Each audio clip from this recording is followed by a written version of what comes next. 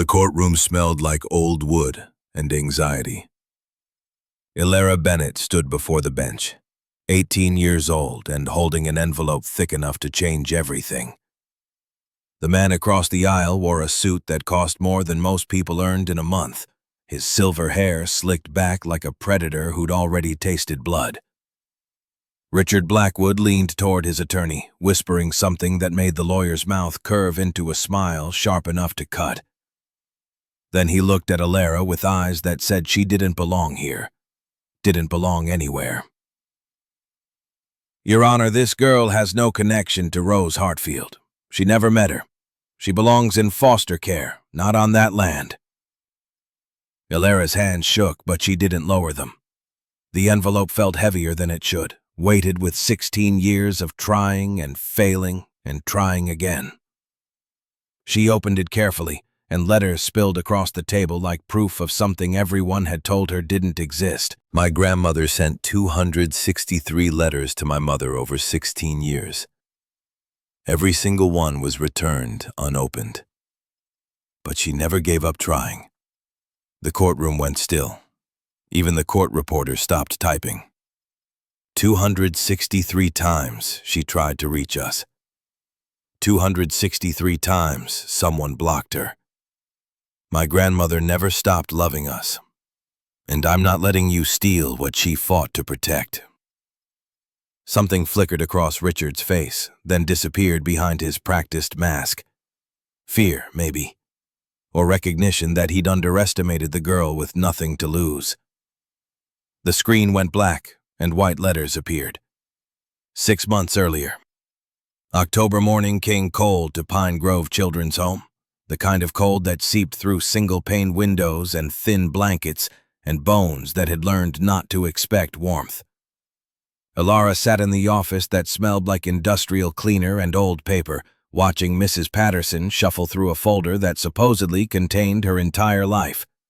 Birth certificate, medical records, exit paperwork. 18 years fit into a manila folder barely an inch thick. Mrs. Patterson looked tired, in the way people get when they've spent decades watching children leave and wondering if they'd done enough. She slid the folder across the desk. 18 years. Hard to believe. Ilara flipped through pages she'd memorized years ago. Found it Station 7, Millbrook Fire Department, February night, 3 days old. Yellow blanket that still sat at the foot of her bed, the only constant in a childhood of temporary rooms and temporary families. A handwritten note tucked into the blanket's folds. "Please love this baby girl." 4 words from a ghost who never stayed long enough to see if anyone listened. "There's one more thing." Mrs. Patterson produced an envelope from a locked drawer, and Ilara's breath caught. The wax seal was burgundy, pressed with the letters R.H., and the paper had yellowed at the edges like it had been waiting a long time. "Your mother left specific instructions. This was only to be given when you turned 18, or if you requested your file." Ilara's fingers trembled opening it. The wax cracked under her thumb, breaking whatever promise had kept it sealed for 18 years. Inside, a brass key, heavy and old, with a clover-shaped bow and a leather tag cracked from age. The words stamped into the leather were faded, but readable. Hartfield Ridge Farm, Millbrook, Nebraska. A note in elegant cursive, the kind of handwriting they didn't teach anymore. "For Ilara, when she's ready. The tractor knows. R.H." And a photograph, small enough to fit in a palm. An elderly woman with silver hair and warm eyes holding a little girl with dark curls. The yellow blanket wrapped around the child was unmistakable. Ilara stared at the photograph until her eyes burned. The little girl was her, maybe 5 years old, and she had no memory of the moment. No memory of the woman whose arms held her like she was precious. Who is this woman? Mrs. Patterson shook her head, and something like regret crossed her face. No records, just the envelope. Your mother left it when she placed you with us. Ilara left Pine Grove with $87 in her pocket, earned from washing dishes under the table at a diner that didn't ask questions. Her duffel bag held everything she owned: 3 changes of clothes, the yellow blanket, the photograph, the key, and a toothbrush with flattened bristles. No one stood at the door to say goodbye because there was no one left to say it to. The sidewalk stretched ahead, empty and gray, leaves skittering across concrete like they were trying to escape something. Ilara pulled her jacket tighter and walked 3 blocks to the library, the same library where she'd spent countless afternoons hiding between shelves and pretending she was someone else. Mrs. Adelaide Porter looked up from the circulation desk, and recognition flickered in her eyes. She'd been the librarian here for 30 years, watching foster kids come and go, always knowing which ones carried that particular weight of having nowhere to go home to. I need to find a place called Hartfield Ridge Farm. The words came out steadier than Ilara felt. Mrs. Porter studied her for a long moment, taking in the duffel bag and the desperate hope barely contained behind careful walls. Come with me, dear. The computer hummed as Mrs. Porter typed, her fingers quick despite the reading glasses perched on her nose. Search after search turned up nothing, and Ilara felt something cold settle in her chest. Maybe the farm didn't exist. Maybe this was another dead end in a life full of them. Then Mrs. Porter refined the search, adding Nebraska and farm and historical society. And an article appeared on the screen dated June 2016. Rose Hartfield, 78, longtime owner of Hartfield Ridge Farm, passed away May 24, 2016. Estado in 1924 by German immigrants. The 120-acre property has been in the Hartfield family for 4 generations. Rose lived alone after her husband passed in 1998 and daughter left in the 1980s. The property remains in legal dispute, with local businessman Richard Blackwood claiming ownership through a 2016 will. Some residents question the will's authenticity, noting Mrs. Hartfield suffered from severe Alzheimer's disease in her final years. Ilara read it 3 times. Rose Hartfield, R.H. The woman in the photograph had a name now, and she died 7 months ago, and someone was trying to take what she'd left behind. Mrs. Porter printed the article and wrote an address in careful script on a notepad. Millbrook is 90 miles west. Small town, about 850 people. Here. She pressed $30 into Ilara's hand, and the gesture was so unexpected that Ilara's throat tightened. Kindness always caught her off guard, arriving when she'd learned to expect nothing. Call the library collect if you need help. And Ilara, whatever you find out there, you have worth. Remember that. The Greyhound smelled like diesel and stale coffee, and the particular weariness of people who traveled because they had no other choice. Ilara took a window seat near the back and pressed her forehead against the glass as the city fell away. Buildings became suburbs, became empty Nebraska prairie stretching to a horizon so far away it seemed impossible. She'd never been this far from everything she knew, which wasn't saying much since everything she knew could fit in a duffel bag. The landscape changed slowly. Harvested cornfields and scattered farmhouses and roads so straight they looked like someone had drawn them with a ruler. The sky here was bigger than it had any right to be. Endless blue, broken by clouds that cast shadows across the earth below. Ilara held the brass key, turning it over in her palm. The metal was warm from her grip, the leather tags soft with age. The tractor knows. What kind of message was that?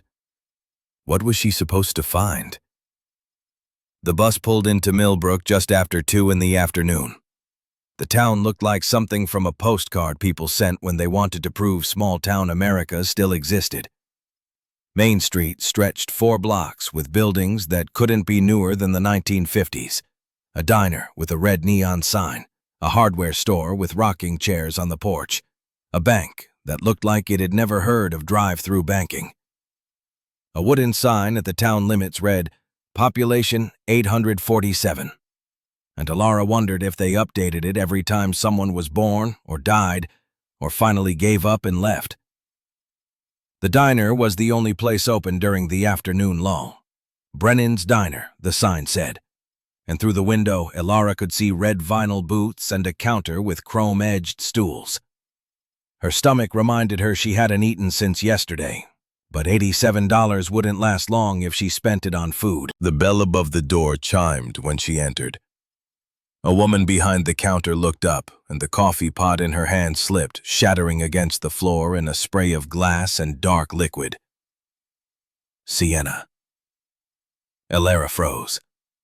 The woman stared at her like she'd seen a ghost, and maybe she had. She was 50-something with auburn hair streaked gray, sharp green eyes, and flour dusting her apron.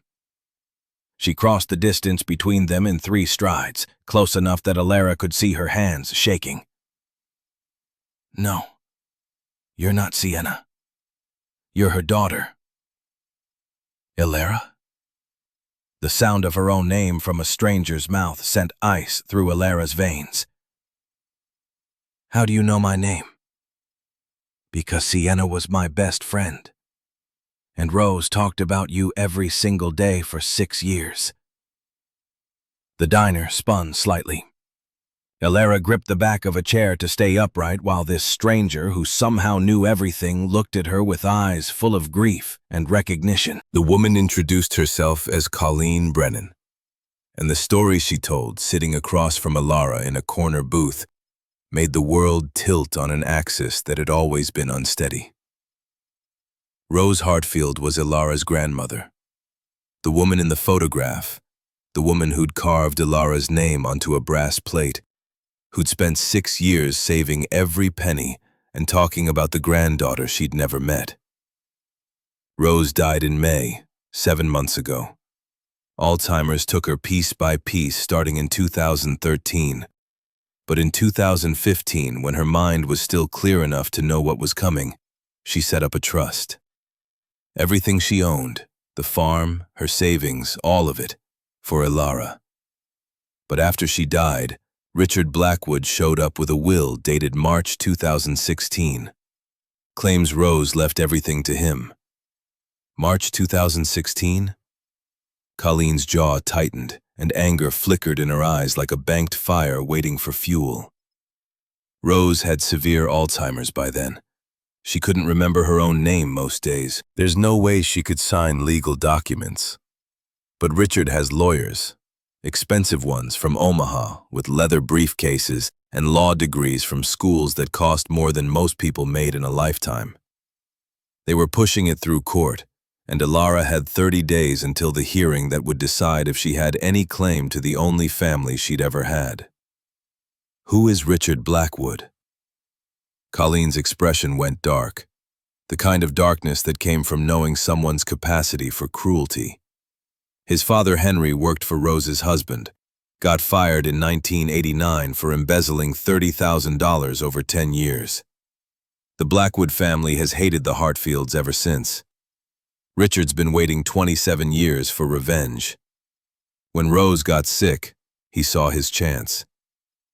The words settled in Alara's stomach like stones. 27 years of hatred focused on a farm and a family that included her, whether she'd known it or not. "Can you take me to the farm?" Colleen untied her apron without hesitation. "Let me grab my keys."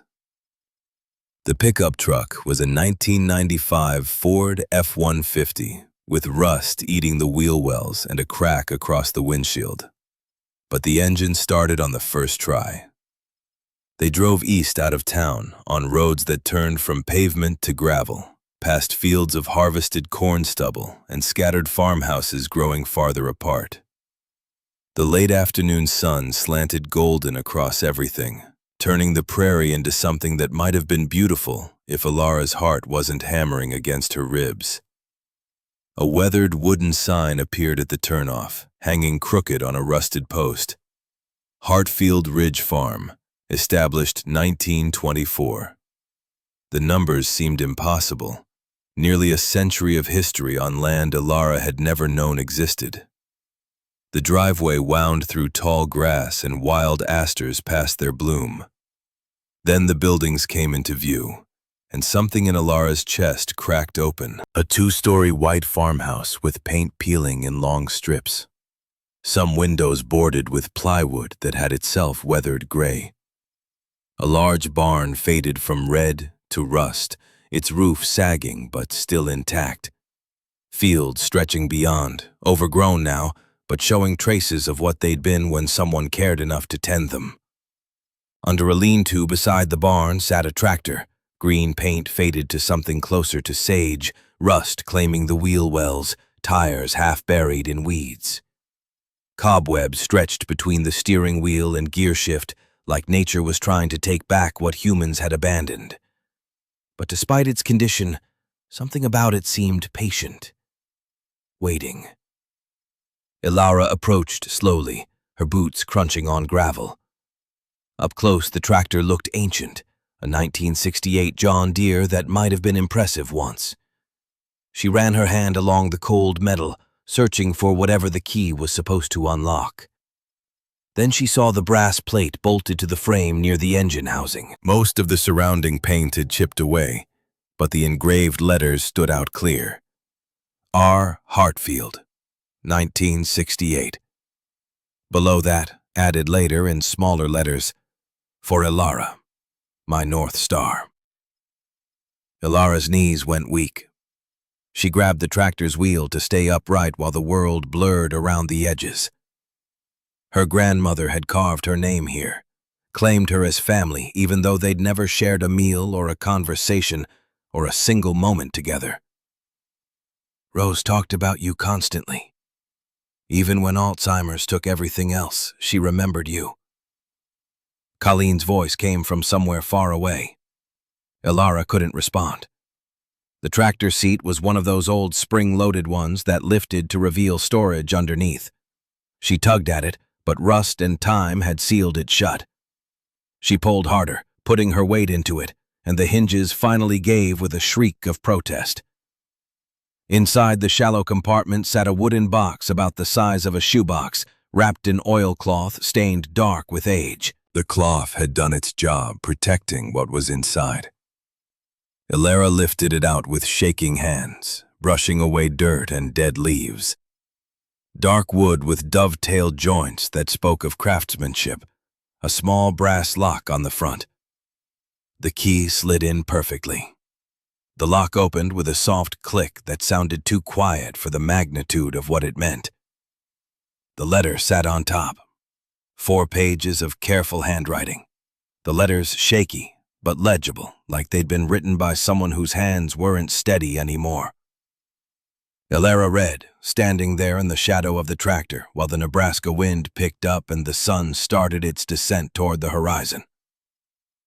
My dearest granddaughter Ilara, if you're reading this, you found your way home. I've waited for this day, though I know I won't live to see it. I need to tell you the truth about your mother, about why she left, about why I couldn't come for you sooner. The word swam before Ilara's eyes, but she forced herself to keep reading. Rose's story spilled out in shaky cursive. Sienna, the miracle child, born when hope had been given up. Catherine, the cruel mother-in-law with rigid ideas about proper behavior. Sienna, pregnant at 17, the boy who abandoned her, Catherine's explosive rage and command to leave. And I, God forgive me, I stood there and let it happen. I was too afraid of Catherine, too weak to protect my own daughter.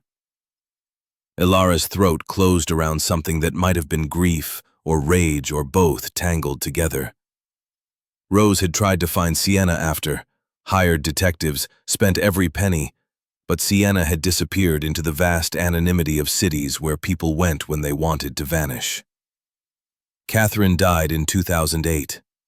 2 years later, a social worker found Rose and delivered the news that destroyed whatever was left. Sienna had died in 2006 from illness she couldn't afford to treat. 26 years old and gone, leaving behind a daughter in foster care. I tried to get you. I swear on everything holy I tried. But I was 72, had heart problems, lived alone on a struggling farm. The state said I wasn't fit to care for a child. The paper crinkled under Alara's grip. Rose had tried. For 6 years, she'd saved every penny and set up a trust and waited for the day Alara would turn 18 and could choose for herself. This farm is yours now. All 120 acres, the house, the barn, and $23,000 I saved. Come home, Alara. This is where you belong. Photographs lay beneath the letter. Rose and a man who must have been her husband, young and smiling in front of the barn when its paint was fresh. Sienna as a teenager, 17 and visibly pregnant, her hand resting on her belly with a smile that looked forced. Rose holding a little girl with dark curls, the original of the photograph that had been in the envelope. And one more. Sienna holding a newborn, wrapped in a yellow blanket, her face exhausted and radiant, and full of the kind of love that should have been enough to change everything. The bank book showed $23,000 in a trust account with Alara's name. Below that, tied with faded blue ribbon, sat a stack of envelopes. Alara untied the ribbon with trembling fingers. The envelopes tumbled loose, and every single one bore the same red stamp. Return to sender. Address unknown. She counted them twice because the number seemed impossible. 263 envelopes spanning 16 years, postmarks from 1990 to 2006. Rose's attempts to reach Sienna, all blocked, all sent back unopened. Alara opened one at random, then another, reading through tears that blurred the words. Rose's voice emerged from the pages, desperate and loving and full of regret. December 1990. Sienna, darling, I don't know if you'll ever read this. Your grandmother won't tell me where you are. I just need you to know I'm sorry. I should have protected you. Please come home. June 1995. Sienna, I heard you had a baby girl, a daughter. That makes me a grandmother. I've never met her. I don't even know her name. Please, let me meet her. Let me make this right. April 2001. I hired a detective. He found you in Lincoln, working 2 jobs, raising your daughter alone. Her name is Alara. What a beautiful name. I wanted to come see you, but he said you'd moved on. I don't want to intrude. But no, I think about you both every day. January 2006. This is the 237th letter I've sent, all returned. Do you receive them and choose not to respond? That's your right. I hurt you so deeply. But Alara is innocent. If you won't let me back into your life, please let her know she has a grandmother who loves her. The last letter was dated 3 months before Sienna died. Rose had sent 6 more that went unanswered because Sienna was already gone. Alara sank to the ground, letters spilling around her in a circle of broken communication. The math was brutal and clear. Catherine had intercepted every letter, returned them all unopened, kept Rose and Sienna separated for 16 years. Sienna died thinking her mother had abandoned her. Rose died thinking her daughter never forgave her. And Catherine, the woman who'd caused it all, had died in 2008 without facing any consequences for the lives she'd destroyed. 263 letters, 16 years. She never stopped trying. The words came out choked and broken. Colleen knelt beside her but didn't speak, just placed a hand on Alara's shoulder and let the weight of it say what words couldn't. Mom died thinking Grandma abandoned her. Grandma died thinking Mom never forgave her, and Catherine kept them apart. She destroyed both their lives. Ilara picked up the stack of letters, held them against her chest like they could somehow reach back through time and fix what was broken. All the years she'd spent in foster homes, believing no one wanted her, believing she was disposable, and the whole time, a grandmother was saving money and writing letters and waiting for the day they could finally meet. I thought no one wanted me, but Grandma loved Mom. Mom loved me. We were all just separated. The sobs came from somewhere deep and primal, the kind of grief that didn't have words adequate to contain it. Ilara cried for the grandmother who'd fought alone, for the mother who died too young, for the family they should have been, for herself, the child who'd grown up believing she came from nowhere, when all along she'd come from love that just couldn't find its way. The sound of a car engine cut through the fading afternoon. Both Ilara and Colleen looked up. A black Mercedes S-Class moved up the driveway with deliberate slowness, expensive and out of place against the backdrop of abandoned farm equipment and weathered wood. The driver's door opened, and a man emerged. Mid-50s, gray hair slicked back with too much product. Charcoal suit that probably cost $4,000. Italian leather shoes impractical for gravel. His smile was cold, the kind that never reached his eyes. So the foster kid showed up. Colleen, I should have known you'd be involved. He walked toward them with the confidence of someone who believed he owned everything he could see. His gaze flickered to the letters scattered around Ilara, and something like amusement crossed his face. Touching, really. But personal letters don't hold up in court. Ilara stood, wiping her face roughly with the back of her hand. She met his eyes and refused to look away even though everything in her wanted to retreat. I'm Ilara Bennett. Rose Hartfield was my grandmother. This land is mine. The man laughed, and the sound was sharp enough to cut. Afraid you're mistaken, girl. I have a legally notarized will dated March 2016 that says otherwise. A will she signed when she had Alzheimer's and couldn't remember her own name. Something flickered across his face too fast to identify. Surprise, maybe. Or the realization that she wasn't going to be easy to intimidate. Careful what accusations you make. I have lawyers from the best firm in Omaha. They will destroy you.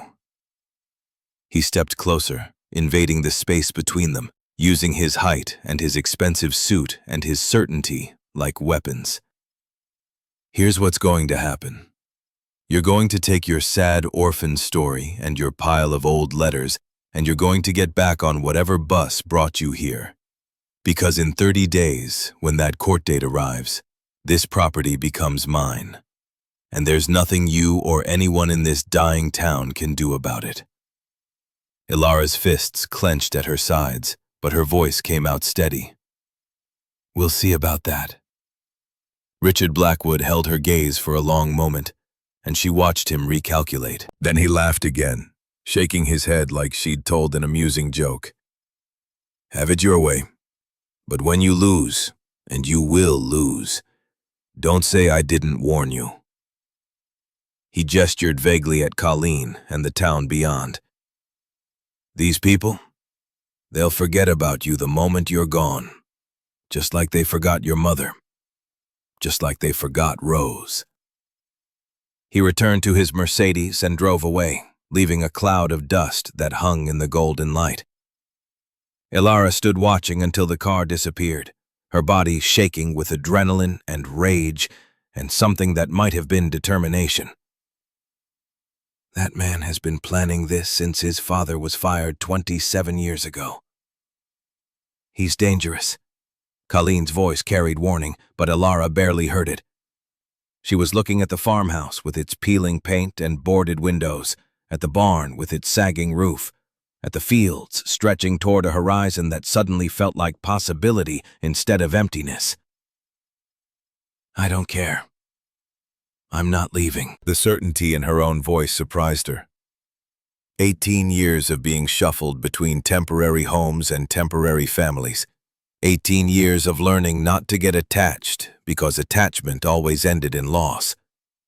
And now she was standing on land that belonged to her, with nothing but $87 and 263 letters and a determination she hadn't known she possessed. This is the only family I've ever had. I'm not letting him take it. Colleen studied her for a moment, then nodded like a decision had been made. Then we fight. You've got 30 days. We better get started. Elara gathered the letters carefully, tucking them back into the wooden box with Rose's letter and the photographs and the bank book. She held the box against her chest like a shield, or maybe a promise. For you, Grandmom. For Mom. I'm bringing us home. The sun touched the horizon, painting everything in shades of amber and gold. Shadows stretched long across the farm that had been waiting 18 years for her to arrive. Elara looked at the tractor with her name engraved on its frame, at the house where generations of Hartfields had lived and died, and tried to hold on to something solid in a world that kept shifting beneath their feet.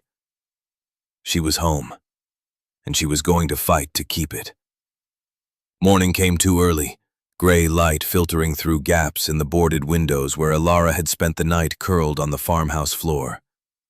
She'd refused Colleen's offer of a spare room in town, needing to stay here where Rose had lived and died, where Sienna had grown up before everything fell apart. The house was cold and empty and full of ghosts, but it was hers. Her phone buzzed at 6. Colleen's text read, "Come to the diner. Someone wants to help." The walk into town took 40 minutes along the gravel road. Elara's breath clouded in the October air. Her jacket inadequate for Nebraska mornings, but adequate was all she'd ever had. Millbrook looked different in early light. Main Street quiet except for a few pickup trucks parked outside the diner where farmers gathered before heading to fields that still demanded work even when the harvest was done. Inside, Colleen stood behind the counter talking to a woman Elara had never seen. Auburn hair cut in a sharp bob, tailored navy blazer over a white shirt, intelligent eyes that assessed Elara in the 3 seconds it took to cross the diner. Sloan Whitmore, estate litigation attorney out of Lincoln. The woman extended a hand, her grip firm enough to convey competence without trying to prove anything. Colleen called me last night. Told me Rose Hartfield's granddaughter was fighting Richard Blackwood for her inheritance. I cleared my schedule. Why would you do that? Because 3 years ago, Richard tried to defraud an elderly farmer named Thomas Murphy out of 200 acres. I represented Murphy and won. Cost Blackwood $2 million in damages and legal fees. When Colleen said he was back to his old tricks, I wanted another shot at him. Sloan pulled a laptop from her briefcase and opened it on the counter, spreadsheets and documents already loaded. We have 30 days until the hearing. That's not much time, but it's enough if we move fast. I need everything you found yesterday, letters, photographs, bank books, anything Rose left behind. Elara produced the wooden box from her backpack. Sloan examined each item methodically, taking photographs with her phone, making notes in shorthand that looked like its own language. 263 letters returned unopened over 16 years. That establishes Rose's character and intent. She never gave up on family. The 2015 trust and bank records show clear planning while she was still competent. This is good. This is very good. But we need more. Medical records proving she lacked capacity in March 2016. Witness testimony about her condition. And we need to attack Blackwood's will on every possible front. Notarization, witnesses, document authenticity. The door opened, and an older man entered, weathered face and work-roughened hands, wearing a Carhartt jacket and boots that had seen decades of use. He looked at Elara with recognition she didn't understand. You've got your grandmother's eyes. Same color, same determination. Frank Holloway owned the ranch bordering Hartfield Ridge for 40 years. Rose had been his neighbor, his friend, and toward the end, when Alzheimer's stole her piece by piece, he'd visited every Sunday to make sure she ate something and didn't wander off into fields where she could get lost forever. March 2016, Rose didn't know who I was most days. Thought I was her husband who'd been dead 18 years. Couldn't remember what season it was, or what year, or sometimes even her own name. There's no way she could sign legal documents. You'd testify to that in court? In a heartbeat. Rose was the best person I ever knew. I won't let Blackwood steal from her granddaughter. Sloan typed rapidly, building a witness list and evidence matrix. The plan took shape across the next hour. Obtain medical records from Dr. Margaret Brooks at the Millbrook Clinic. Track down the lawyer who'd handled Rose's trust. Analyze every detail of Blackwood's supposed will. Dig into the Blackwood family history for motive. Ilara listened and felt something unfamiliar building in her chest. People she barely knew were organizing their lives around helping her, investing time and money and expertise into a fight that wasn't theirs. She'd spent 18 years learning that people left, that caring was temporary, that she was fundamentally alone. This felt like the universe rewriting rules she'd memorized for survival. By noon, Sloan had obtained Rose's complete medical file from Dr. Brooks, who'd practiced in Millbrook for 35 years and remembered when Rose first came in, worried about forgetting where she'd parked at the grocery store. The records painted a brutal timeline of decline. Early Alzheimer's diagnosis in 2013, moderate progression through 2014, severe symptoms by January 2016. The notes from March 14th were particularly damning. Patient unable to dress self, does not recognize own reflection in mirror, repeatedly asks for deceased daughter Sienna. When asked to sign her name for prescription refill, produced illegible scrawl that bore no resemblance to her signature. Recommend evaluation for care facility. One day before Blackwood claimed she'd signed a legal will, Sloan photographed every page, building a documentary record that would be hard to dispute. Then she made a call to Theodore Ashby, the semi-retired attorney who'd handled Rose's affairs for decades. Ashby agreed to meet at his office on Main Street, a second-story walk-up above the hardware store. The man who opened the door was 65 and tired in the way people get when they've spent a lifetime watching the law fail to deliver justice as often as it succeeded. Rose came to me in July 2015, said she'd been diagnosed with Alzheimer's and wanted to get her affairs in order while she still could. He pulled a file from a cabinet that looked older than Ilara. Inside were the trust documents, meticulously prepared and notarized properly by someone whose license hadn't been suspended. But more importantly, there was a flash drive labeled Rose Hartfield, July 2015, testamentary capacity. I insisted on video recording our session. I'd seen too many cases where people with progressive dementia had their wishes challenged after death. Wanted Rose's voice on record while her mind was still clear. The video played on Ashby's computer. Rose sat in this same office, silver hair neatly combed, wearing a blue cardigan. Her face showed the careful composure of someone holding tight to clarity that was already slipping away. I'm making this recording because my memory is failing. The doctors told me I have Alzheimer's disease. I want it absolutely clear. Everything I own, Hartfield Ridge Farm, all 120 acres, my savings, goes to my granddaughter, Ilara Bennett. I've never met her, but she's my blood. She's Sienna's daughter. This is her birthright. Don't let anyone take it from her. Rose turned to look directly into the camera, and Ilara felt like her grandmother was reaching across time and death to speak to her. Ilara, if you're watching this, I'm sorry I couldn't be there for you. But I'm giving you what I can. Come home. The screen went dark. Ilara's vision blurred with tears. She didn't bother wiping away. We have her testamentary capacity on video 6 months before the alleged will signing, and medical records showing severe decline by March 2016. Any judge with half a brain will see Blackwood's will is fraudulent. But Sloan wasn't satisfied with medical evidence alone.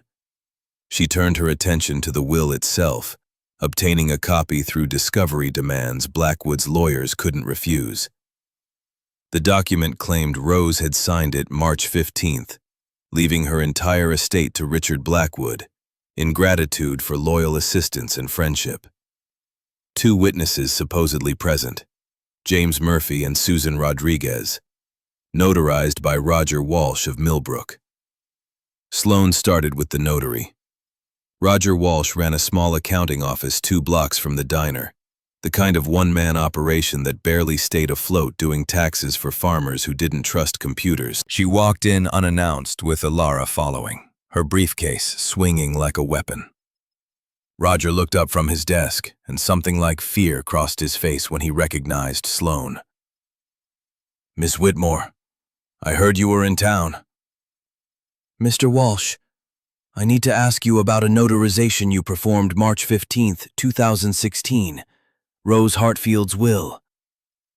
Roger's hands went still on his keyboard. He was 48 but looked older, the kind of aging that came from poor choices and their accumulated weight.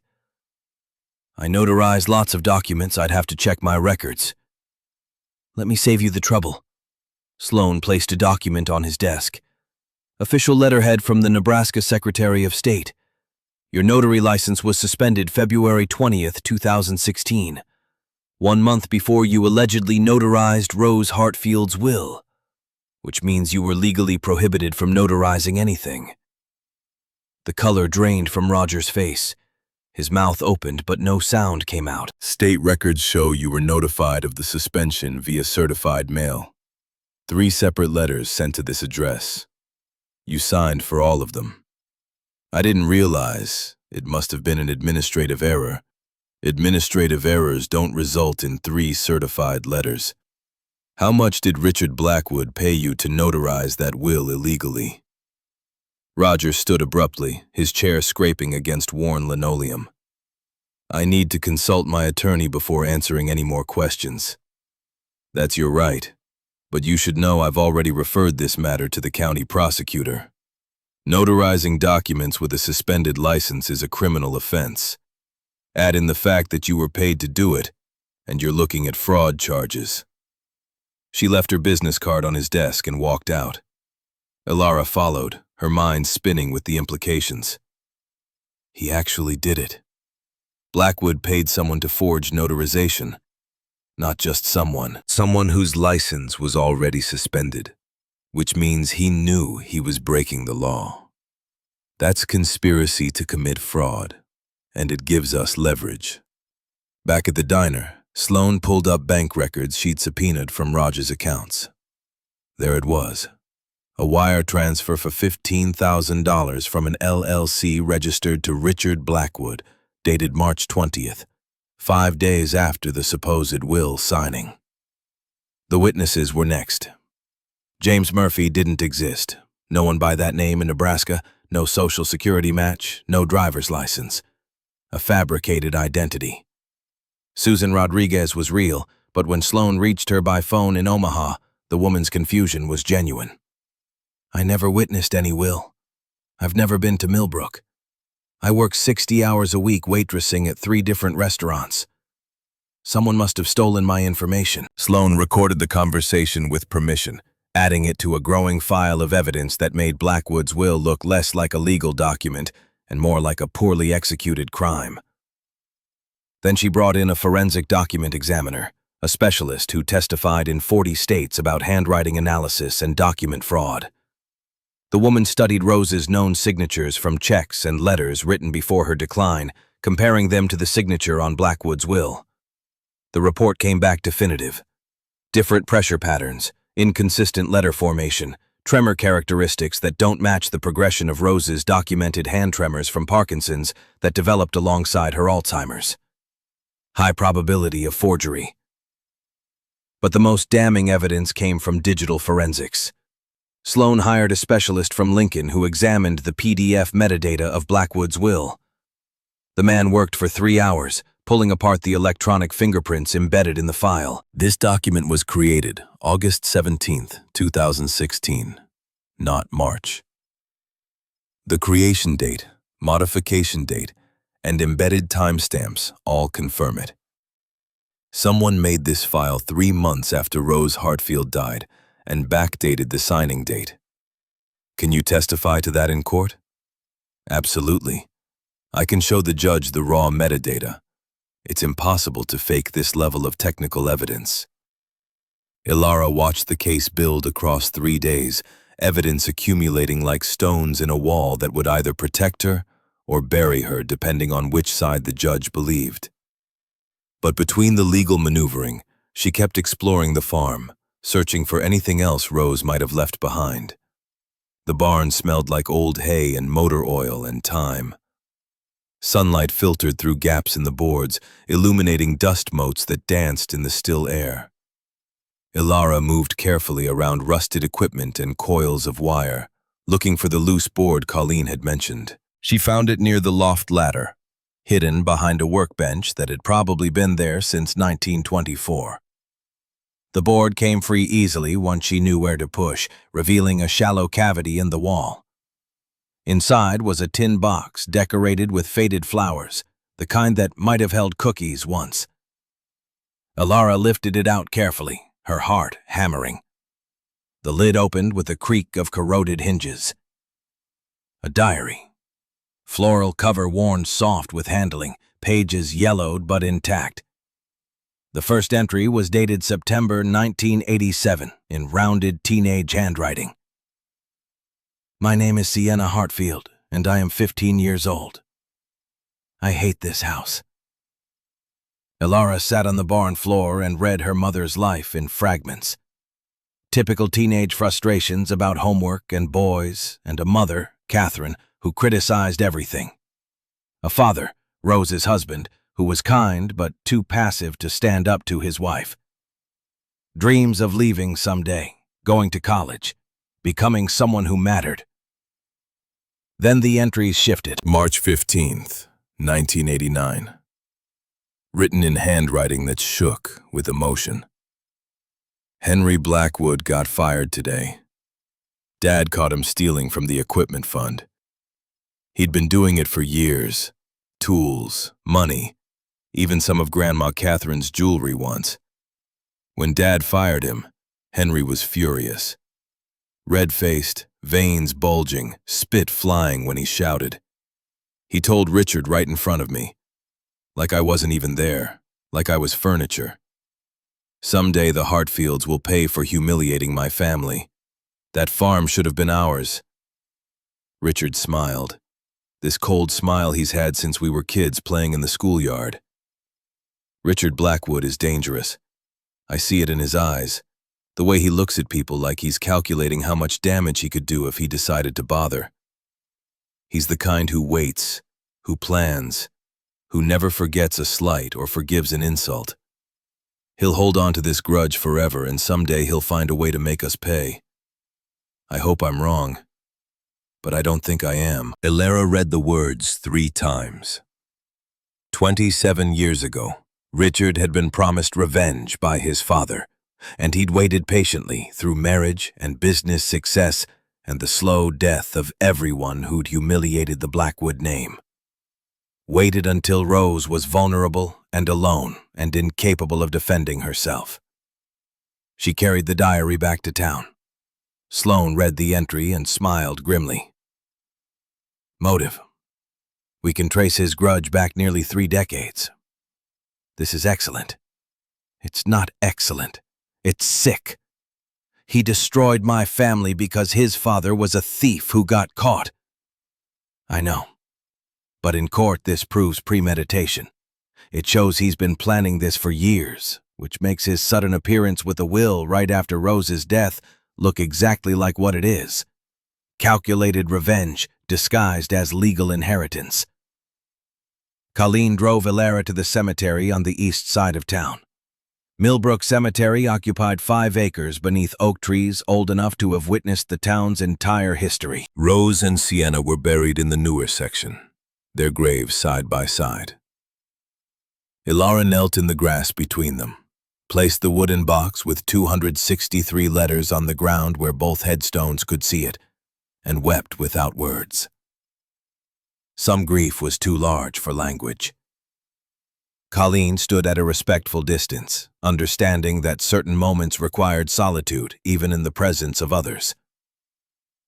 That evening at the diner, an elderly woman walked in and looked directly at Ilara with eyes that held decades of secrets. She was 74 with white hair and careful movements, the way people walked when their bodies had betrayed them enough times to require caution. "You're Ilara. You have Sienna's eyes, hazel with gold flecks." Ilara stood, uncertain. "I'm Beatrice Winters. I was a hospice nurse at Memorial Hospital in Lincoln. I took care of your mother in her final days." The world tilted slightly. Beatrice sat without invitation, pulling an envelope from her purse like she'd been carrying it for years. "Sienna asked me to find you. She said when you were old enough, when you came looking for answers, I should give you this. I've been searching for 17 years. Finally found your name in foster care records when you aged out last week." The envelope was addressed to Ilara in shaky handwriting. Beatrice pushed it across the table. "She wrote it 3 days before she died. Morphine made it hard for her to focus, but she was determined." Ilara opened it with trembling hands. The letter was written on hospital stationery, the words wandering across the page in lines that weren't quite straight. "My darling Ilara, if you're reading this, someone kept their promise. Thank you, Beatrice. I don't have much time left. The doctors don't say it out loud, but I know. My body is shutting down and soon there will be nothing left. I need you to understand why I left you at that fire station. It wasn't because I didn't love you. I loved you more than my own life. I loved you more than breathing." The words blurred as tears filled Ilara's vision, but she forced herself to keep reading. "I was 19 and dying. No insurance, no money for treatment, no family I could reach. Your father was gone the day I told him I was pregnant. My mother had thrown me away. I didn't know where my own mom was. I could have tried harder to find her. But my grandmother Catherine was still alive then. I couldn't risk her raising you the way she tried to raise me, with cruelty and impossible standards. I would rather leave you with strangers than let her poison you. So I found a good agency, left you with people who would find you a loving home. And I left you a key. The key to your grandmother Rose's tractor, the one she taught me to drive when I was 12, out in the fields behind the barn where I felt free for the only time in my childhood. Your grandmother is a good woman, Ilara. She made mistakes. She let Catherine control her for too long. But she loved me, and I know she'll love you. When you're old enough, when Catherine is gone and Rose has had time to heal, use the key. Find your way home. Look inside the tractor. Rose will have left everything for you. Know that I loved you with every piece of my soul. Know that leaving you was like cutting out my own heart. Know that I thought about you until my very last breath. You are my greatest love, my reason for everything. Forever and always. Mom. Ilara's hands shook so badly the paper rattled. Colleen wrapped an arm around her shoulders while Beatrice watched with the quiet compassion of someone who'd witnessed too much death to be shocked by grief. She talked about you constantly, even when the morphine made her confused, when she didn't know what year it was or where she was. She knew she had a daughter named Ilara. Her last word was your name. Beatrice pulled a small leather bracelet from her purse, simple brown leather with a silver disc engraved with the letter E. She asked me to give you this too. Wore it every day until she got too weak to fasten the clasp. Ilara took it with shaking hands and fastened it around her wrist. It fit perfectly, like it had been waiting 17 years for her to grow into it. That night, Ilara returned to the farm alone. She'd bought a sleeping bag with money Sloane had advanced against the farm's eventual settlement, intending to camp in the house until she could afford to fix the plumbing and electricity. But when she arrived at midnight, glass crunched under her boots. The front windows were smashed, jagged shards glittering in moonlight. Spray paint screamed, "Leave," in 3-foot letters across the barn wall. The tractor tires had been slashed. Deep cuts that hissed air into the night. The mailbox lay bent in the ditch, beaten with something heavy enough to destroy metal. Ilara stood in the wreckage of her inheritance and felt rage burn away the exhaustion. She pulled out her phone and called 911. Sheriff Wayne arrived 20 minutes later, a practical man in his 50s who'd seen enough small-town crime to know the difference between random vandalism and targeted intimidation. He walked the property with a flashlight, photographing damage and taking notes in a spiral pad that looked like it had been through multiple investigations. Can't prove who did this. No witnesses, no cameras out here in the middle of nowhere.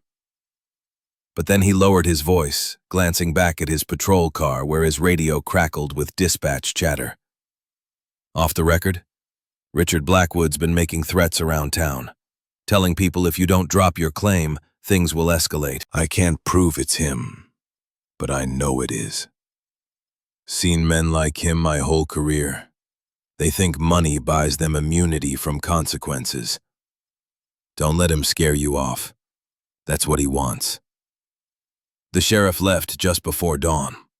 Ilara sat on the porch steps watching the sky turn from black to gray to pale pink, surrounded by destruction meant to break her spirit.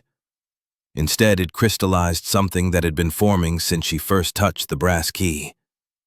This land was worth fighting for, not because of its value in dollars, but because it represented every person who'd loved her without her knowing.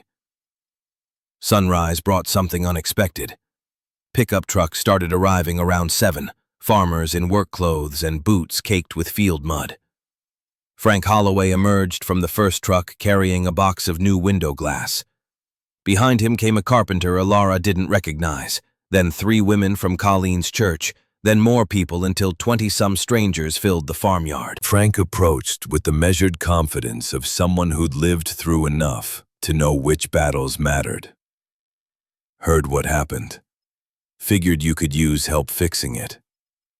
I don't have money to pay anyone. Nobody asked for money. Rose was part of this community for 78 years. You're her granddaughter. That makes you family. They worked without organizing, everyone knowing instinctively what needed doing. The carpenter replaced window glass while his teenage son scraped paint from the barn with solvent and elbow grease. The churchwomen swept broken glass and scrubbed the porch where mud had been tracked. A mechanic from town replaced the slashed tractor tires for cost of materials, refusing payment for labor. Ilara tried to help but mostly stood watching, overwhelmed by the reality of community she'd only understood as an abstract concept. These people owed her nothing, but they showed up anyway, because their loyalty to Rose extended beyond death. By evening, the damage was repaired. Better than repaired. The new windows were actually sealed properly. The barn wall had been pressure-washed clean of decades of grime along with the graffiti. Someone had fixed the sagging porch railing she hadn't known was broken. The farm looked more cared for than it probably had in years. Frank was the last to leave. He stood beside his truck in the fading light, looking at the fields that bordered his ranch. Your grandmother used to say that land remembers the people who love it, remembers their work and their sweat and their dreams. This farm has a lot of memories worth preserving. Thank you for everything. Don't thank me yet. Wait until you win that court case. Richard Blackwood doesn't give up easy. I'm counting on it. Frank smiled then, the first time she'd seen his weathered face show anything but concern. You've got Rose's stubbornness. That's good. You're going to need it. He drove away, leaving dust that glowed golden in the last light. Ilara stood on the porch of a farmhouse that was slowly becoming home, surrounded by evidence that people cared enough to fight for what was right, even when it cost them something. Tomorrow they'd present their case to the judge, but tonight, with community-repaired windows keeping out the cold and the smell of cleaning solution fading into the scent of earth and possibility, Ilara let herself believe that maybe 18 years of being unwanted was finally over. Maybe she'd been wanted all along and just hadn't known where to look. The courthouse steps were worn smooth by a century of people seeking justice or avoiding it. Ilara climbed them at 8 in the morning with Sloan beside her carrying 2 briefcases full of evidence that would either save everything or prove that wanting something wasn't enough to make it yours. Richardson County Courthouse occupied a full block of downtown, built in 1892 with limestone that had weathered from white to gray. Inside, the hallways smelled like floor polish and the nervous sweat of people whose lives were about to be decided by strangers in black robes. The courtroom was already filling. Half of Millbrook had shown up, farmers in clean shirts they probably only wore to church and funerals, sitting in the gallery like witnesses to something that mattered beyond property lines and tax assessments. Colleen sat in the front row beside Frank and Beatrice, their presence a reminder that Ilara wasn't as alone as she'd spent 18 years believing.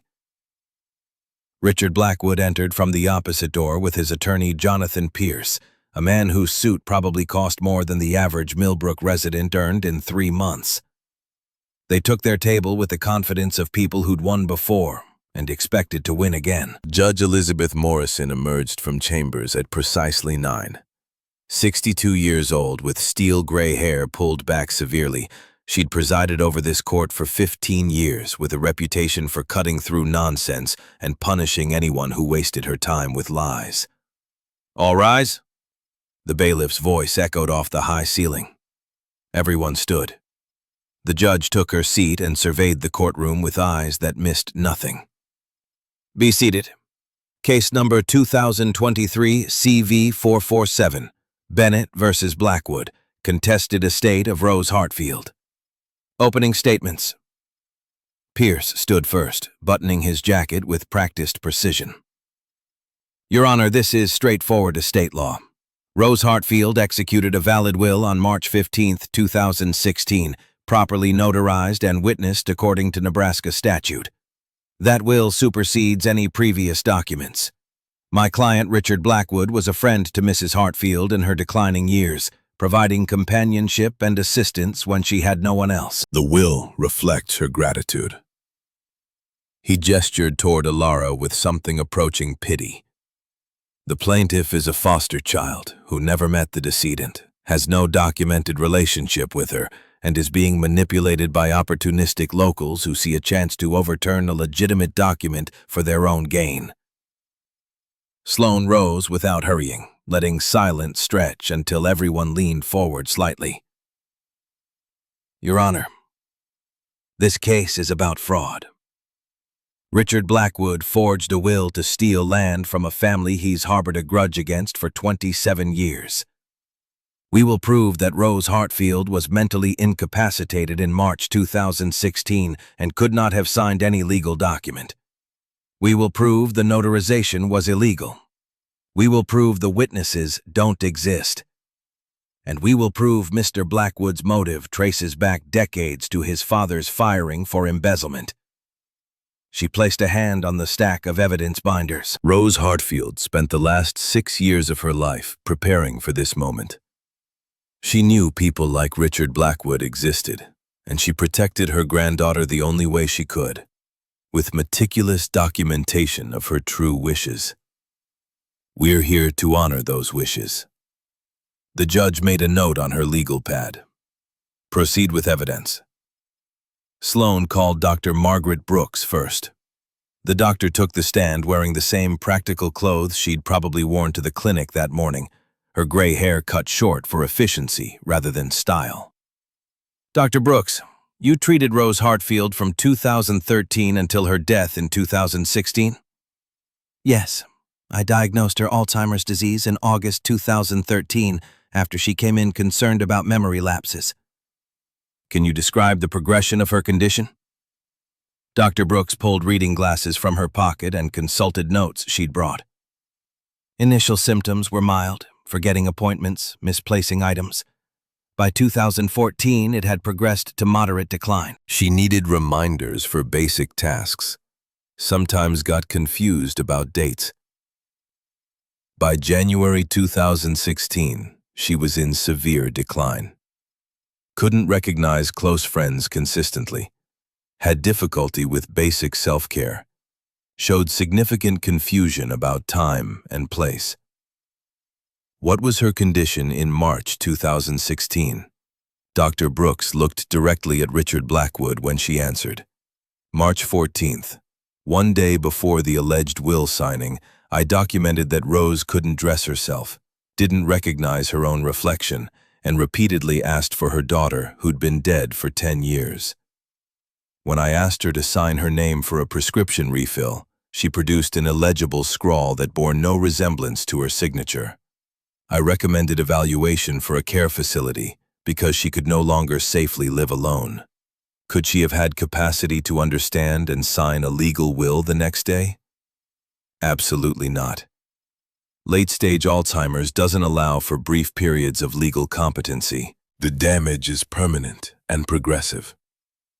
Pierce tried cross-examination, but Dr. Brooks shut him down with clinical precision, citing medical literature and 35 years of practice. The jury? There was no jury, just Judge Morrison with her sharp eyes and sharper mind. But the gallery watched like one anyway, absorbing every word. Sloane's next witness was Frank Holloway. He walked to the stand with the deliberate pace of someone whose body had been shaped by decades of physical labor. Mr. Holloway, you visited Rose Hartfield regularly in her final years? Every Sunday from 2014 through her death. We were neighbors for 40 years. When her husband died and then her mind started going, I made sure she had company and ate proper meals. What was she like in March 2016? Frank's weathered face showed the weight of those memories. She didn't know who I was most Sundays. Thought I was her husband James, who died in 1998. Sometimes she asked me to take her home, even though she was sitting in her own living room. She'd look out the window at fields she'd known for 70 years and ask where she was. Did she ever mention Richard Blackwood? Never. Not once in 2 years of weekly visits did she mention him. She talked about Sienna constantly, about her granddaughter she'd never met, about regretting things she couldn't change. But Richard Blackwood? No relationship whatsoever. Martha Reeves testified next, the home health aide who'd visited 3 times weekly in 2016. She brought her care logs, spiral-bound notebooks with entries dated and timed precisely. March 15th, 9 a.m. visit.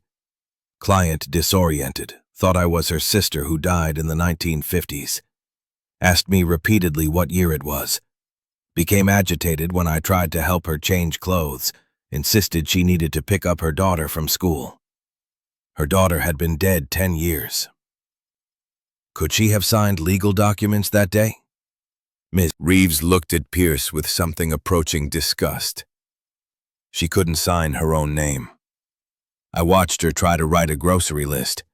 It was illegible scribbles. The idea that she could understand and execute a legal will that same day is absurd. Then Sloan brought out evidence that made the courtroom collectively hold its breath. She set up a laptop and projector and Rose's face appeared on the screen. July 2015. Sitting in Theodore Ashby's office, wearing a blue cardigan and her best attempt at composure. I'm making this recording because my memory is failing. The doctors told me I have Alzheimer's disease. I want it absolutely clear.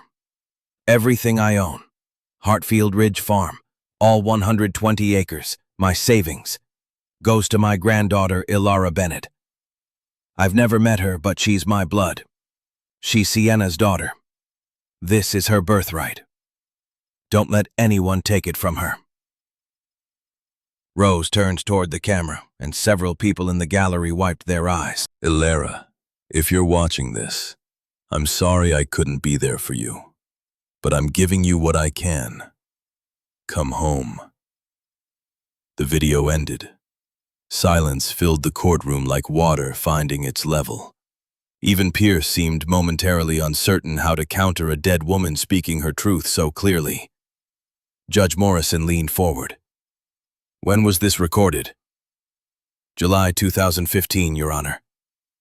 9 months before the alleged will signing, when Rose still had testamentary capacity. The video establishes her clear intent while she was legally competent. Sloan called Theodore Ashby to authenticate the video's creation and the trust documents he'd prepared. Then she shifted to attacking Blackwood's will directly. Your Honor, I'd like to present evidence regarding the notarization. Roger Walsh of Millbrook allegedly notarized the March 15th will. However, Mr. Walsh's notary license was suspended by the state of Nebraska on February 20th, 2016, 1 month before the alleged signing. She submitted official records from the Secretary of State, the suspension letter, and certified mail receipts showing Roger had been notified 3 separate times. A notary with a suspended license cannot legally notarize any document. This makes the will invalid, regardless of any other factors. Pierce objected, arguing administrative errors, but Judge Morrison waved him quiet. If the notary's license was suspended, the notarization is void. That's statute. Continue. Sloan called Roger Walsh. He approached the stand like a man walking toward his own execution, which, in a sense, he was. His career, and possibly his freedom, hung on the next 10 minutes. Mr. Walsh, you notarized Rose Hartfield's will on March 15th, 2016? Roger's voice barely rose above a whisper. I did. Were you aware your license was suspended? There may have been some confusion about. Let me help clarify. You received 3 certified letters notifying you of the suspension. You signed for all 3. Were you aware you were breaking the law when you notarized that will? Silence stretched. Roger's hands gripped the witness stand until his knuckles went white. Did Richard Blackwood pay you to notarize the will illegally? Pierce objected, but Judge Morrison overruled.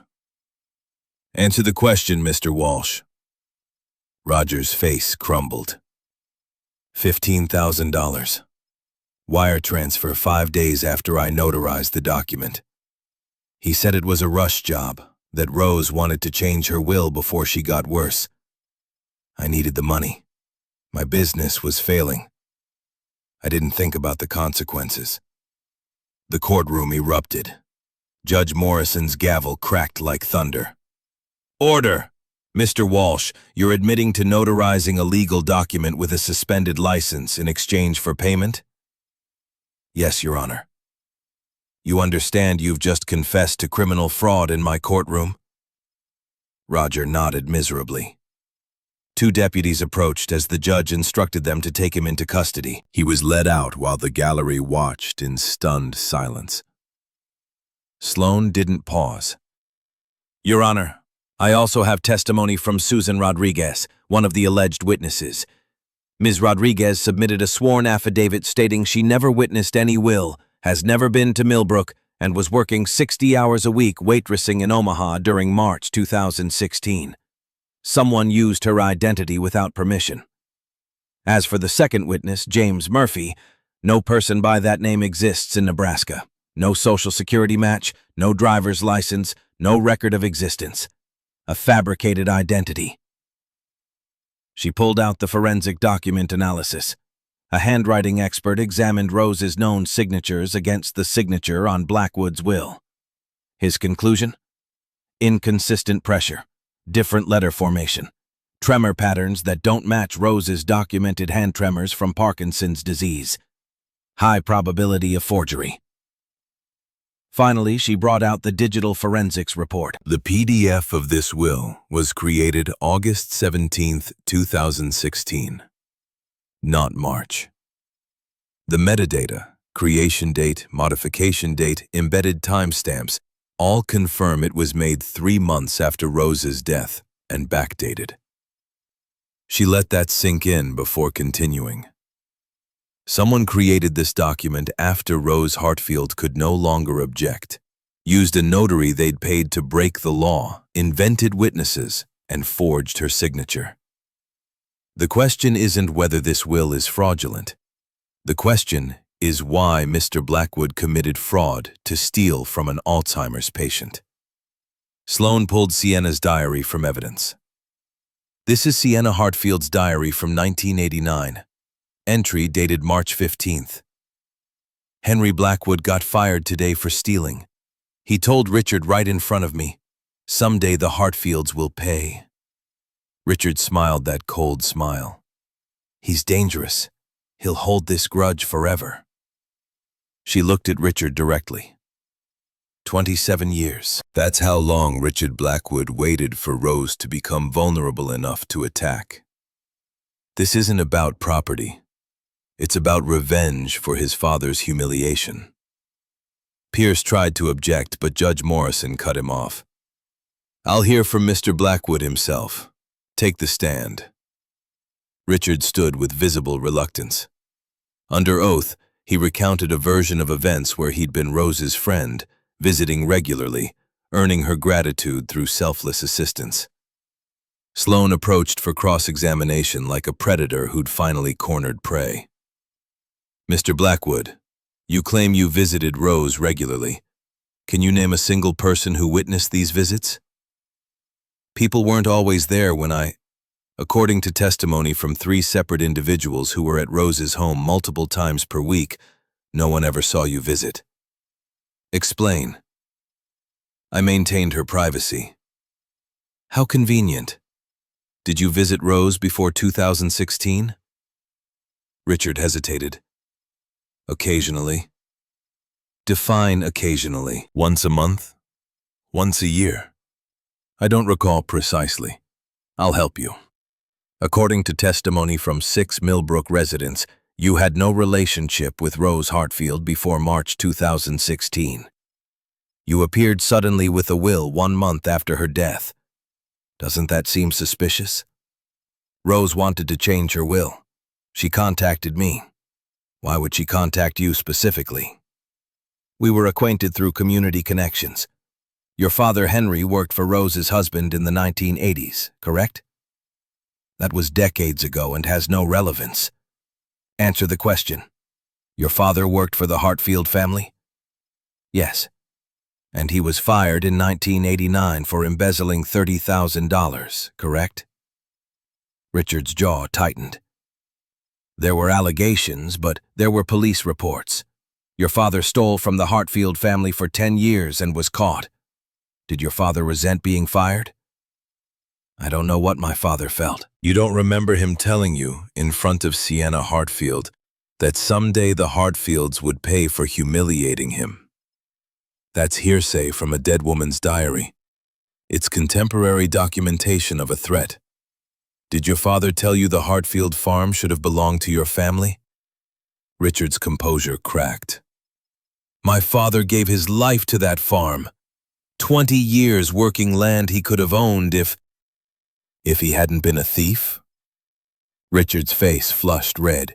His voice rose, losing the careful control he'd maintained. "He wasn't a thief. He took what he'd earned.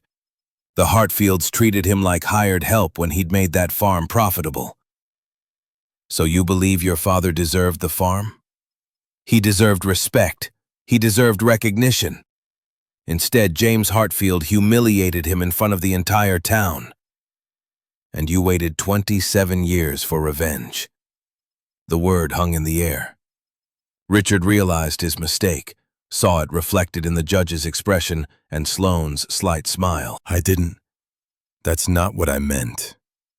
You saw Rose develop Alzheimer's, saw her become vulnerable, saw an opportunity to take what you believed your family deserved. You paid a notary with a suspended license $15,000. You used fake witnesses. You created a fraudulent will after Rose died and backdated it. That's not. You just admitted in this courtroom that you believe your father deserved the Hartfield farm, that it should have belonged to your family. That's motive for exactly what we're accusing you of. Richard stood abruptly, his chair scraping loudly. That land should have been ours. Everything my father built, everything he sacrificed, and they threw him away like garbage. Well, I took it back. I took what was rightfully. He stopped, face draining of color as he realized what he'd confessed. No further questions, Your Honor. Judge Morrison's expression could have frozen Nebraska in July. Mr. Blackwood, sit down. Mr. Pierce, control your client. Richard sank back into the witness chair, looking like a man who just watched his life collapse. Pierce approached for damage control, but the damage was complete and irreparable. Nothing he said could undo a confession delivered in open court before a gallery full of witnesses. The judge called a 15-minute recess. Alara sat in the hallway with Sloane while whispered conversations filled the corridor. He confessed. He actually confessed to fraud. Sloane allowed herself a small smile. Arrogance. He spent 27 years believing he was entitled to that land, and when I pushed, his sense of righteousness overrode his common sense. Happens more than you'd think. What happens now? Now we get your farm back, and Richard Blackwood goes to jail. Court reconvened. Judge Morrison had clearly spent the recess reviewing evidence and wasn't inclined toward mercy. I've heard enough. The medical records conclusively demonstrate Rose Hartfield lacked testamentary capacity in March 2016.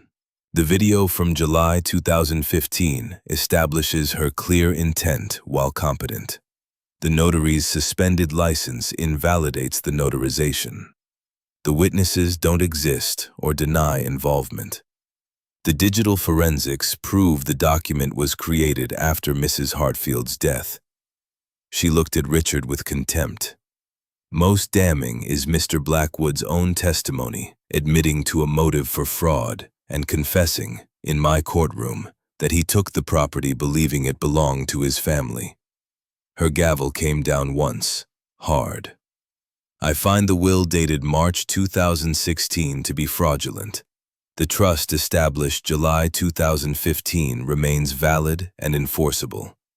Hartfield Ridge Farm, including all 120 acres, improvements, and associated assets, belongs to Alara Bennett. The courtroom erupted in applause. Judge Morrison didn't quiet them immediately, letting the moment breathe. Furthermore, I'm referring this matter to the county prosecutor for criminal charges against Richard Blackwood and Roger Walsh for fraud, forgery, conspiracy, and suborning perjury. She looked at Pierce. Your client should retain criminal defense counsel immediately. FBI agents were waiting in the hallway. Alara watched Richard Blackwood being led away in handcuffs, his expensive suit rumpled and his face ashen. He didn't look at her as he passed, already diminished from predator to prisoner. Outside the courthouse, Millbrook residents gathered like they'd won something communal rather than individual. Frank shook Alara's hand with a grip that conveyed pride beyond words. Colleen hugged her so tightly it hurt. Beatrice touched her arm gently and smiled with the satisfaction of a promise kept 17 years after it was made. That evening, the diner filled beyond capacity for an impromptu celebration. Someone brought a cake that read, "Welcome home, Elara," in blue frosting. The local newspaper photographer took pictures that would run on the front page. Elara standing between Colleen and Frank, holding the wooden box with 263 letters, smiling with an expression that was part relief and part disbelief that anything good could actually last. The district attorney moved quickly. Within a week, Richard Blackwood was indicted on 8 counts of fraud and conspiracy. His bail was set high enough that even his considerable wealth couldn't easily reach it. Roger Walsh pleaded guilty immediately and received 5 years probation plus restitution in exchange for his testimony against Richard. The farm became legally Elara's through paperwork that Theodore Ashby handled with the efficiency of someone who'd been waiting years to see justice served. The $23,000 in trust transferred to an account with Elara's name, the first time she'd ever had more than a few $100s to her name. But money disappeared faster than she'd imagined. Property taxes came due. $45,000 that took nearly half the savings. The house needed immediate repairs to be habitable. $15,000 for plumbing and electricity restoration. The barn required structural work. $8,000 to keep the roof from collapsing in the next heavy snow. Sloan sat her down with a spreadsheet that showed the brutal reality of inheriting land. You can sell, get about $600,000 for the property, walk away with enough to start a different life. Or you mortgage 30 acres to raise capital, take out a farm loan, and try to make the land profitable. But farming's not easy, especially for someone with no experience. You could lose everything trying. Elara thought about Rose writing letters for 16 years, about Sienna leaving a key with her last breath, about a community that showed up to repair windows smashed by the man who'd tried to steal her birthright. I'm not selling. Not 1 acre. The trial ended in early November. Winter passed in legal paperwork and loan applications and planning sessions with Frank about crops and equipment and the 1,000 details that separated successful farming from bankruptcy. When spring arrived, 5 months later in March, Elara began her first planting season with a combination of terror and determination that felt like standing on the edge of something that could either save her or destroy her. Frank offered to teach her. He showed up at dawn on the first planting day with patience that had been shaped by watching countless rookies make every possible mistake. The tractor Rose had left her got restored by the community mechanic, green paint fresh and engine running smoothly. Frank taught her to drive it through the fields, keeping Rose straight, judging depth by feel and experience she didn't have yet. First week, she planted 5 acres too shallow, seeds that would never germinate. Had to rip it up and start over, losing time and money and pride. Second week, she broke the tractor's PTO shaft, making a turn too sharp. Repair costing $800 she didn't have. Frank loaned it without expecting repayment. I made worse mistakes my first year. Lost an entire corn crop to drought because I didn't understand irrigation timing. You're doing fine. She didn't feel fine. She felt exhausted and inadequate and terrified she'd fail everyone who'd invested in her success. But she kept showing up at dawn, kept learning, kept trying. The farm loan came through in April. $50,000 at interest rates that made Sloan wince, but were the best they could negotiate for someone with no credit history. Elara used it for seed, fertilizer, equipment rental, and wages for 2 experienced farmhands Frank recommended who needed work.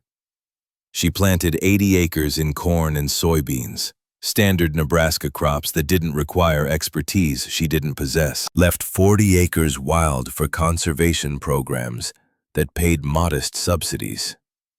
Every decision was calculated against a budget that allowed almost no margin for error. Summer brought drought. 6 weeks without rain. Temperatures in the 90s. Irrigation systems old enough that they broke down twice, requiring repairs she barely afforded. The crops struggled, corn stalks yellowing, soybeans wilting despite her efforts.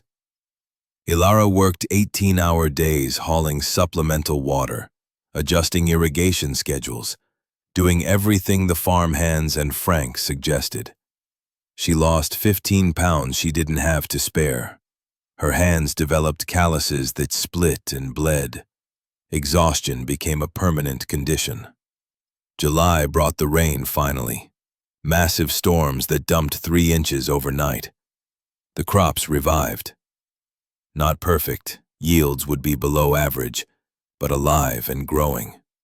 Harvest came in October, exactly 1 year after she'd first stepped off the Greyhound. Combines rolled through fields that were hers by law and sweat, and the accumulated love of people who died still hoping she'd find her way home. The corn yielded 140 bushels per acre, below the county average of 180, but acceptable for a first-year farmer. Soybeans hit 38 bushels per acre versus the average 50. Frank checked the numbers and nodded. Not bad. Better than most rookies. You might actually survive this. After paying loan interest, property taxes, equipment costs, labor, and seed for next year, Ilara netted $11,000 profit. Barely enough to live on if she was careful. The farm would be tight for years until she built equity and experience. Sunday dinners became tradition. Every week, the same group gathered at the farmhouse. Colleen and Frank, Beatrice and Sloan when she could drive from Lincoln, Theodore Ashby, Dr. Brooks, others who rotated through. They ate food everyone contributed. Told stories about Rose that Ilara absorbed like someone who'd spent 18 years thirsty for connection. These were her people now. Not temporary, not conditional. Just family by choice and shared history and the stubborn refusal to let connection die with the people who'd first forged it. The following spring, 18 months after she'd first arrived, Ilara drove to the cemetery on a late April morning. She carried wildflowers picked from the conservation section of the farm, white and purple asters that Rose had probably loved, growing in places no one cultivated but nature persisted anyway. 2 graves sat side by side beneath the oak that had finally reached its full height. Someone had cleaned the headstones recently, probably Frank, who still visited every Sunday out of habit. Rose Hartfield, 1938 to 2016. Beloved mother and grandmother. Sienna Hartfield, 1987 to 2006. Forever young, forever loved. Ilara arranged flowers on both graves before sitting cross-legged between them. The spring grass was soft and damp with dew soaking through her jeans, but she didn't care. Grandma Rose, I kept the farm. First year's harvest wasn't impressive, but it was enough. Frank says I'm learning faster than most. I think you'd be proud. A morning breeze moved through the cemetery oaks, rustling new leaves that glowed green in the early light. I found all your letters. Every single one. I read them so many times I've memorized parts. You never gave up trying to reach Mom. 263 times you tried, and Catherine blocked you every time. She turned toward Sienna Stone. Mom, I understand now why you left me at that fire station. You weren't abandoning me. You were protecting me from Catherine's poison. You wanted me to have a chance at something better than what you got. Her throat tightened. I wish things had been different. I wish you'd gotten the letters. I wish you'd come home and Rose had been there, and the 3 of us could have had the family we deserved. She pulled the brass key from her pocket, the key that had unlocked everything. The metal was warm from being carried against her heart, the leather tag worn soft from constant handling. But this key you left me, Mom. It didn't just unlock a tractor. It unlocked a whole world. It brought me home to land that holds the memory of everyone who loved it, to a community that showed up when I needed them, to a grandmother's love that survived death and time and circumstance. She held the key up to catch the morning light. I thought for 18 years that I was unwanted, that I came from nowhere and belonged nowhere and would end up nowhere. I was wrong about everything. Tears came freely, hot against her cold cheeks. I was wanted. I was loved. I just didn't know it yet because the people who wanted me were gone before I could understand what I'd lost. She touched both headstones, one hand on each. But their love didn't die. It traveled through years and pain and separation and found me anyway. I'm the proof that love survives everything. Time, distance, even death itself. A robin sang from the oak branch overhead, spring song announcing territories and possibilities. Elara stood slowly, wiping her face with the back of her hand. Thank you for fighting for me even when you couldn't fight for each other. Thank you for never giving up. Thank you for leaving me away home. She looked toward the eastern horizon where the farm waited, white house and red barn and green fields stretching toward everything that came next. I'm home now, and I'm never leaving again. The brass key went back in her pocket, over her heart, where it belonged. She walked from the cemetery toward town, and the diner where Colleen would have coffee ready, and Frank would ask about planting schedules, and Beatrice might stop by with stories about Sienna that somehow made the loss less brutal. Behind her, 2 graves sat side by side beneath the oak that had witnessed a century of lives lived and lost. The flowers she'd left would last maybe a week before wilting. But she'd be back before then. She always came back. The sun climbed higher, burning off the dew, warming the earth that remembered everyone who'd loved it. Somewhere in a federal detention center, Richard Blackwood awaited trial that would eventually sentence him to 6 years for fraud and conspiracy. Roger Walsh performed community service and carried shame that would outlive his probation. But here in Millbrook, on 120 acres that had been waiting 18 years, Elara Bennett planted her second crop and learned that home wasn't a place you were given. It was something you fought for and earned and protected. Something worth the struggle precisely because the struggle proved you belonged. She belonged. Finally, completely, undeniably belonged. The land remembered. The people remembered. And in her pocket, a brass key stayed warm against her heart, proof that love never really dies. It just waits patiently for someone brave enough to follow it home.